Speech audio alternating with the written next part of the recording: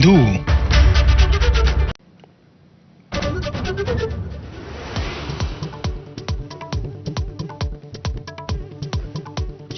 मंत्र्यांची पुन्हा एकदा निधीवरून अजित पवारांची एकनाथ शिंदेंकडे तक्रार। अजित पवारांच्या खात्यांवर वॉच ठेवा, शिंदेंनी सूचना दिल्याची जोरदार चर्चा।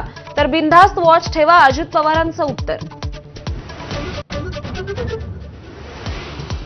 मशिदींवरील भोंग्यांबाबत अजित पवारांच्या अध्यक्षतेखाली सह्याद्री अतिथीगृहावर बैठक। मुस्लिम नेत्यांच्या शिष्टमंडळासह पोलीस महासंचालक आणि मुंबई पोलीस आयुक्त राहणार उपस्थित। माळेगाव साखर कारखान्याच्या निवडणुकीचा निकाल दुपारी 12 पर्यंत येण्याची शक्यता। अजित पवारांच्या नीलकंठेश्वर पॅनलचे 16 तर तावरेंच्या सहकार बचाव पॅनलचे 4 उमेदवार आघाडीवर।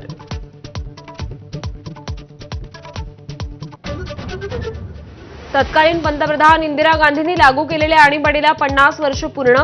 भाजपकडून संविधान हत्या दिवसाचं आयोजन, ठिकठिकाणी पत्रकार परिषदा। युद्धबंदी लागू असूनही हल्ले केल्याचा इराण इस्रायलचा एकमेकांवर आरोप। रात्री 2 ड्रोन इंटरसेप्ट केल्याचा इस्रायली फौजांचा दावा, तर इस्रायलचे 2 ड्रोन्स पाडल्याचा इराणी फौजांचा आरोप।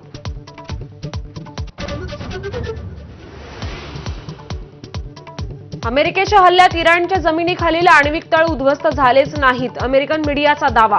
हल्ल्याआधीच इराणनं युरेनियमचा साठा हलवल्याचं वृत्त।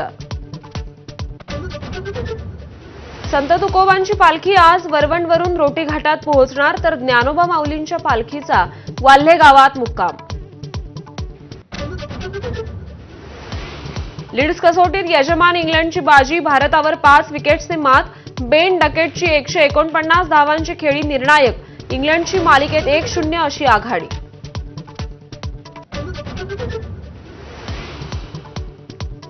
भारताचा भालाफेकपटू नीरज चोप्राचं आठवडाभरात दुसरं अजिंक्यपद।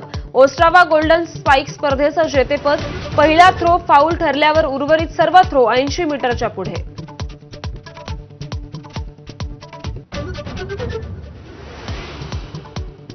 नमस्कार, सुप्रभात। आपण पाहताय